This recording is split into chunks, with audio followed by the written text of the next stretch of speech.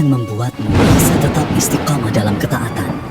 Ia menjawab, aku menganggap hawa nafsuku sebagai anak kecil yang terus menangis minta sesuatu. Aku tidak menuruti tangisannya, sampai akhirnya ia lelah dan berhenti. Begitulah cara kita seharusnya menghadapi nafsu. Ketika ia menangis meminta sesuatu, bersabarlah. Ketika ia membujuk dengan berbagai alasan, lawanlah. Karena jika kita menuruti hawa nafsu sekali saja, maka ia akan semakin kuat.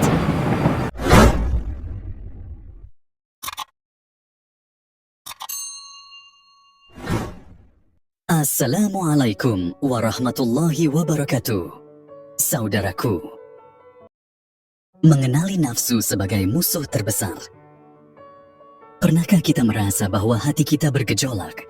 Seolah ada dua suara yang berbisik dalam batin kita.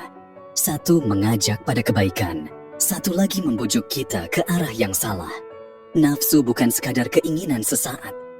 Nafsu adalah musuh yang tinggal di dalam diri kita, yang tidak pernah tidur, tidak pernah lelah, dan selalu mencari celah untuk menguasai hati kita. Imam Al-Ghazali pernah berkata, setiap manusia memiliki Fir'aun dalam dirinya, dan tugas kita adalah menenggelamkannya, seperti Musa menenggelamkan Fir'aun di lautan. Apa maksudnya? Kita semua memiliki sisi yang arogan, yang ingin diakui, yang ingin dipuja. Kita memiliki sisi yang selalu haus akan dunia, yang selalu mencari alasan untuk menunda taubat. Dan nafsu itu licik. Ia tidak selalu datang dalam bentuk dosa yang jelas. Kadang, ia datang dalam bentuk yang samar. Seperti merasa lebih baik dari orang lain karena kita sudah hijrah.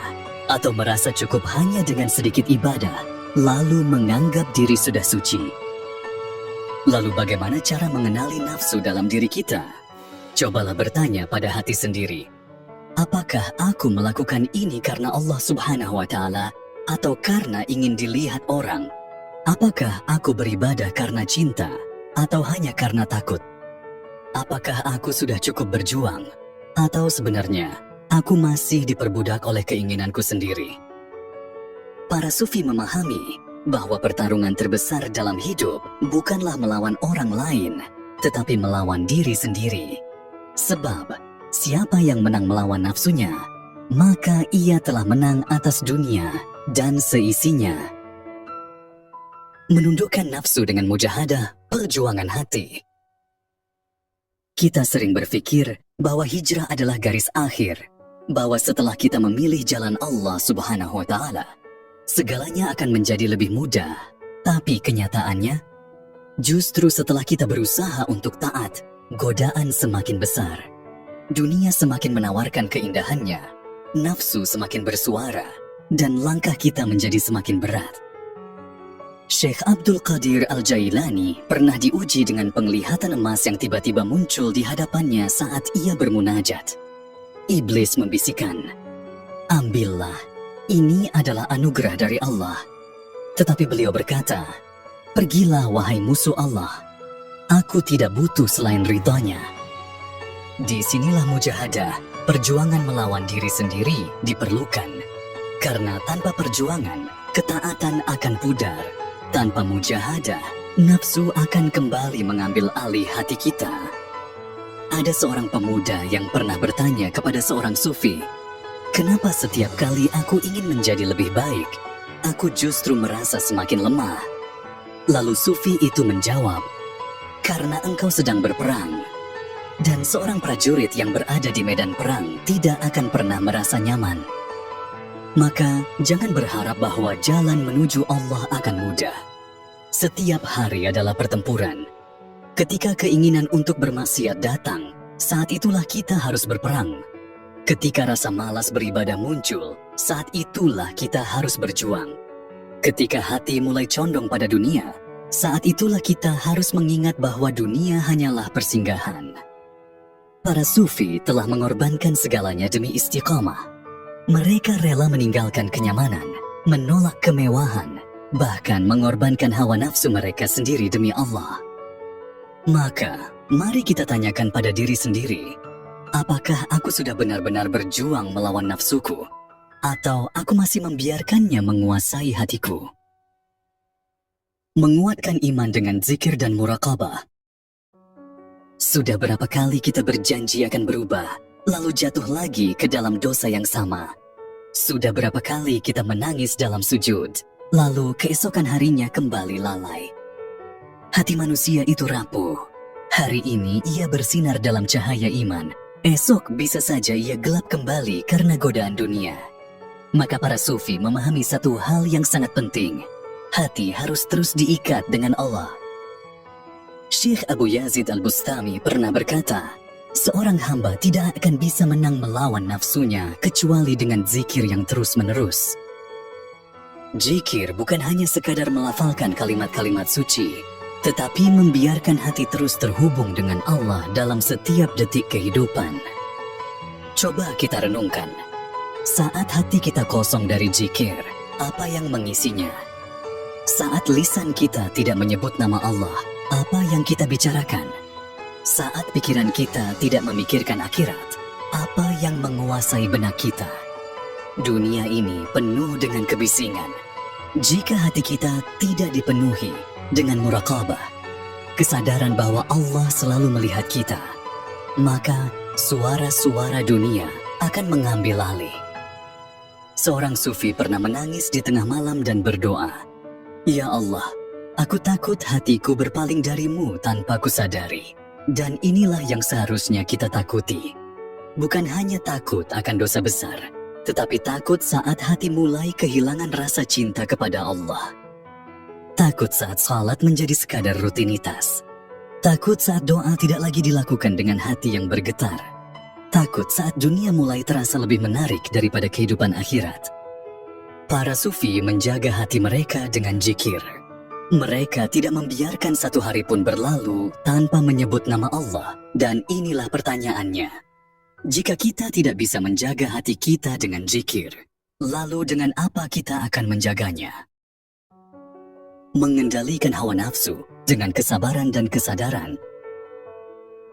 Berapa kali kita merasa bahwa dosa lebih mudah dilakukan dibanding ketaatan? Berapa kali kita tergoda, lalu berkata, "Nanti aku bertaubat." Hawa nafsu selalu mencari jalan untuk menguasai kita. Kadang ia datang melalui kemewahan dunia, kadang melalui godaan syahwat, dan kadang melalui rasa lelah dalam ketaatan. Tapi para sufi tahu satu hal, setiap bisikan nafsu adalah ujian, dan setiap ujian harus dihadapi dengan kesabaran. Seorang ulama sufi pernah ditanya, "Apa yang membuatmu bisa tetap istiqamah dalam ketaatan?" Ia menjawab, "Aku menganggap hawa nafsuku sebagai anak kecil yang terus menangis minta sesuatu. Aku tidak menuruti tangisannya, sampai akhirnya ia lelah dan berhenti." Begitulah cara kita seharusnya menghadapi nafsu. Ketika ia menangis meminta sesuatu, bersabarlah. Ketika ia membujuk dengan berbagai alasan, lawanlah. Karena jika kita menuruti hawa nafsu sekali saja, maka ia akan semakin kuat. Bayangkan seorang petani yang menanam benih. Jika ia sabar merawatnya, benih itu akan tumbuh menjadi pohon yang kuat. Tapi jika ia malas, lalai, atau menyerah karena prosesnya panjang, maka ia tidak akan pernah menikmati hasilnya. Begitu pula dengan jiwa kita. Untuk menumbuhkan ketakwaan, kita harus sabar dalam prosesnya. Kadang kita gagal, kadang kita terjatuh. Tapi selama kita terus berjuang, Allah tidak akan membiarkan kita sendirian. Seorang sufi berkata, "Aku lebih memilih bersabar melawan nafsuku daripada harus bersabar menghadapi azab Allah nanti." Lalu bagaimana dengan kita? Apakah kita lebih memilih kesabaran di dunia atau penyesalan di akhirat? Meninggalkan dunia, tetapi bukan meninggalkan tanggung jawab. Dunia ini indah. Dunia menawarkan kenikmatan, tetapi dunia juga penuh dengan jebakan. Seorang sufi pernah berkata, "Aku melihat dunia seperti bayangan. Jika aku mengejarnya, ia lari dariku. Tapi jika aku berpaling darinya, ia justru mengejarku." Berapa banyak orang yang mengejar dunia, tetapi akhirnya hanya mendapatkan kehampaan. Berapa banyak orang yang hidup dalam kemewahan, tetapi jiwanya tetap merasa kosong. Bukan berarti kita harus meninggalkan dunia sepenuhnya. Bukan berarti kita tidak boleh bekerja, tidak boleh mencari nafkah, atau tidak boleh menikmatinya. Tetapi jangan biarkan dunia menguasai hati kita. Lihatlah para sufi, mereka hidup sederhana, meskipun memiliki kesempatan untuk menikmati dunia. Mereka tidak anti terhadap harta, tetapi mereka menjaga agar harta tidak menguasai hati mereka. Syekh Ibrahim bin Adham adalah seorang raja yang meninggalkan tahtanya demi mencari Allah. Ketika ditanya, "Mengapa engkau meninggalkan kerajaanmu?" Ia menjawab, "Aku sadar, aku memiliki segalanya, tetapi hatiku tidak memiliki Allah Subhanahu wa Ta'ala. Maka untuk apa semua ini? Lalu bagaimana dengan kita? Apakah hati kita sudah dipenuhi dengan Allah, atau masih dipenuhi dengan cinta dunia?" Allah tidak melarang kita menikmati dunia, tetapi Allah mengingatkan, "Dan janganlah kamu terpedaya oleh kehidupan dunia, karena sesungguhnya dunia ini hanyalah permainan dan senda gurau. Maka, nikmatilah dunia secukupnya.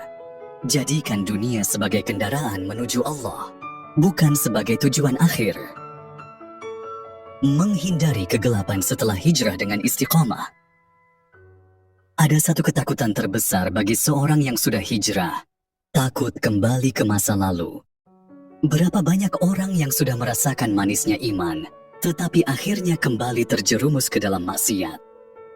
Berapa banyak orang yang sudah berjanji akan berubah, tetapi akhirnya meninggalkan niatnya karena godaan dunia. Ketahuilah, setan tidak akan membiarkan kita tetap dalam kebaikan dengan mudah.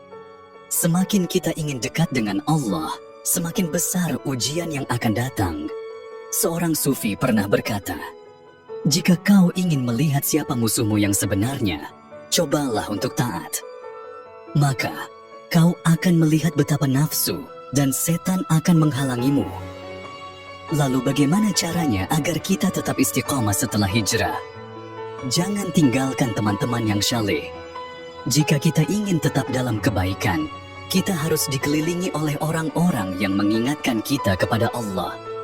Jika kita terus bergaul dengan mereka yang mencintai dunia, hati kita perlahan-lahan akan terbawa kembali ke kegelapan. Jangan tinggalkan zikir dan ibadah salat, tilawah, zikir.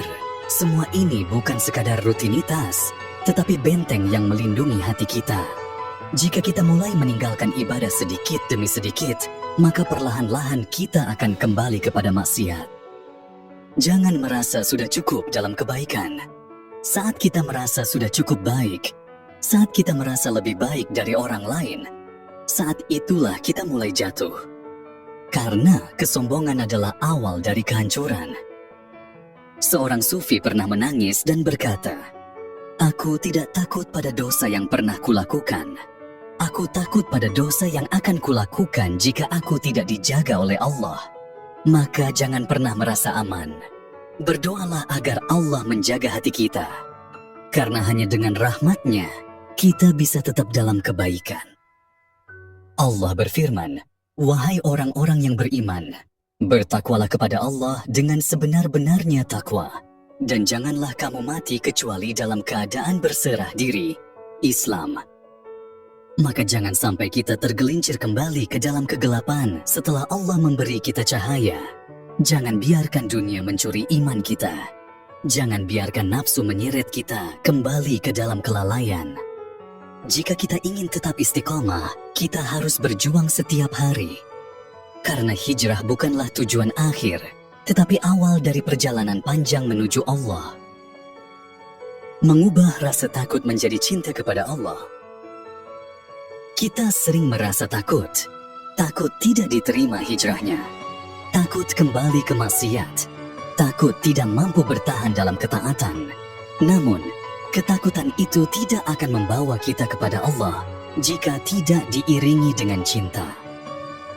Para sufi memahami bahwa takut kepada Allah bukan berarti menjauh darinya, tetapi justru semakin mendekat Imam Al-Junaid pernah berkata, "Barang siapa menyembah Allah karena takut neraka, maka ia seperti budak yang bekerja hanya karena paksaan. Tetapi barang siapa menyembah Allah Subhanahu wa Ta'ala karena cinta, maka ia seperti seorang kekasih yang setia kepada yang dicintainya." Mari bertanya pada diri sendiri, kenapa kita salat? Kenapa kita menutup aurat? Kenapa kita berusaha menjauhi maksiat? Jika jawabannya hanya karena takut dosa, maka hati kita masih dalam kegelisahan. Tetapi jika jawabannya adalah karena aku mencintai Allah, maka hati kita akan tenang dalam ketaatan. Cinta kepada Allah membuat segalanya terasa ringan. Mereka yang jatuh cinta akan melakukan apapun demi yang dicintainya. Begitu juga dengan cinta kita kepada Allah. Jangan jadikan agama sebagai beban. Jadikan sebagai ekspresi cinta. Karena orang yang mencintai Allah akan tetap taat, bahkan ketika tak ada yang melihatnya. Menghadapi bisikan setan dengan keikhlasan yang sejati. Kita sering berpikir bahwa perjuangan terbesar dalam hidup adalah melawan dunia luar. Tetapi sejatinya, perjuangan terbesar adalah melawan suara dalam hati kita sendiri. Setan tidak akan datang dalam bentuk monster yang menakutkan. Setan datang dalam bentuk kebiasaan buruk, dalam bisikan lembut, dalam keinginan kecil yang perlahan-lahan menjauhkan kita dari Allah. Para sufi selalu menjaga hati mereka agar tidak terperdaya oleh tipu daya setan. Mereka memahami bahwa setan tidak bisa menyentuh hati yang ikhlas. Seorang murid bertanya kepada gurunya, "Bagaimana agar aku terhindar dari godaan setan?" Gurunya menjawab, "Jadilah seperti air yang jernih. Setan adalah debu, dan debu tidak akan bisa melekat pada air yang bersih." Maka, ikhlaskan hati kita. Lakukan segala sesuatu bukan karena manusia, bukan karena ingin dipuji, tetapi karena Allah Subhanahu wa Ta'ala. Jika hati kita bersih, setan tidak akan memiliki celah untuk masuk. Dan ketika setan datang dengan segala rayuannya, ingatlah janji Allah. "Sesungguhnya hamba-hambaku yang ikhlas, engkau, setan, tidak akan bisa berkuasa atas mereka." Maka keikhlasan adalah perisai yang akan melindungi kita dari godaan setan. Melawan kesombongan dengan rasa kehambaan yang hakiki. Berapa banyak orang yang awalnya ikhlas dalam ketaatan, tetapi akhirnya jatuh dalam kesombongan. Berapa banyak orang yang merasa lebih baik dari orang lain hanya karena ia sudah hijrah lebih dulu. Hati-hati, kesombongan adalah penyakit yang sangat halus. Banyak orang meninggalkan maksiat, tetapi mereka lupa meninggalkan sifat sombong. Iblis tidak diusir dari surga karena tidak beribadah. Iblis diusir karena kesombongannya. Para sufi sangat takut akan kesombongan. Mereka lebih memilih untuk merasa diri sebagai pendosa daripada merasa lebih suci dari orang lain. Imam Al-Ghazali pernah berkata, "Jika kau melihat seseorang dalam maksiat, jangan merasa lebih baik darinya. Bisa jadi ia akan bertaubat dan Allah mengampuninya. Sedangkan engkau tetap dalam kebodohanmu dan Allah menghinakanmu." Maka mari renungkan, apakah kita masih merasa lebih baik dari orang lain hanya karena kita sudah salat, sudah berhijrah, sudah belajar agama? Jika ya, maka kita harus berhati-hati. Karena itu adalah perangkap setan yang lebih berbahaya dari maksiat itu sendiri. Hamba yang sejati adalah yang selalu merasa dirinya kecil di hadapan Allah. Semakin ia mengenal Allah, semakin ia merasa dirinya penuh kekurangan. Maka, jangan biarkan kesombongan merusak amal kita. Karena, tidak ada yang lebih hina dari kesombongan seorang hamba di hadapan Tuhannya. Menjaga hati agar tidak kembali ke kegelapan. Hijrah itu mudah, tetapi istiqomah itu sulit. Banyak orang merasa semangat di awal hijrah, tetapi perlahan-lahan melemah. Banyak orang yang sudah merasakan cahaya iman, tetapi akhirnya kembali ke kegelapan. Lalu, bagaimana agar kita tetap teguh di jalan ini? Para sufi selalu mengingatkan satu hal. Jangan pernah merasa aman. Seorang ulama besar pernah menangis dan berkata, "Aku tidak menangis karena dosa yang telah kulakukan, tetapi aku menangis karena aku tidak tahu apakah Allah Subhanahu wa Ta'ala masih akan menjagaku dari dosa di masa depan." Hati itu mudah berbolak-balik. Hari ini kita bisa menangis karena dosa, tetapi besok bisa jadi kita kembali melakukannya. Maka, kita harus menjaga hati dengan 3 hal. Selalu berdoa kepada Allah agar diteguhkan dalam iman. Bahkan Rasulullah pun selalu berdoa, "Wahai Allah, yang membolak-balikkan hati, tetapkanlah hatiku di atas agamamu." Jika Rasulullah saja berdoa seperti ini, bagaimana dengan kita? Jangan jauh dari majelis ilmu dan orang-orang saleh. Jika kita ingin tetap dalam kebaikan, kita harus selalu berada di lingkungan yang baik. Hati yang dikelilingi oleh orang-orang saleh akan lebih kuat dalam menghadapi godaan dunia. Jangan merasa sudah cukup dalam beribadah. Jangan merasa sudah banyak beramal. Jangan merasa sudah lebih baik dari orang lain. Karena yang diterima bukan banyaknya amal, tetapi keikhlasan dan ketakwaan kita. Allah berfirman, "Dan sembahlah Tuhanmu hingga datang kepadamu kepastian, kematian." Jangan biarkan hijrah kita hanya menjadi fase sementara. Jangan biarkan hati kita kembali ke kegelapan setelah merasakan cahaya. Karena akhir dari perjalanan ini bukan di dunia. Akhir dari perjalanan ini adalah ketika kita bertemu dengan Allah. Maka tetaplah berjuang. Tetaplah bertahan. Dan jangan pernah menyerah dalam perjalanan menujunya. Saudaraku, pertarungan batin ini tidak akan pernah berakhir.